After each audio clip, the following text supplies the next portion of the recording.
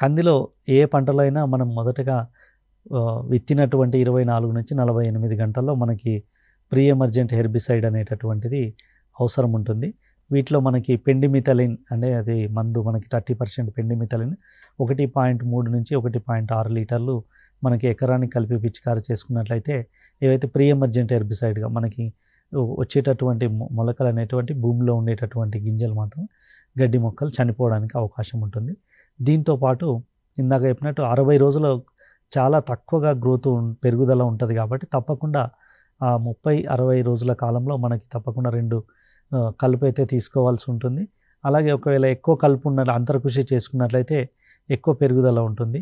అలా కాకుండా మనము హెర్బిసైడ్స్ వాడాలి అని అనుకుంటే మనకి ఇమజితాఫైర్ అనేటటువంటి వెడల్పాటి ఆకులను కంట్రోల్ చేసేటటువంటి మందు మనకు అందుబాటులో ఉంది. ఇది 300 మిల్లీలీటర్లు 200 లీటర్ల నీటిలో కలిపి పిచికారి చేసుకున్నట్టయితే వెడల్పాటి ఆకులు మనకి నియంత్రించబడతాయి.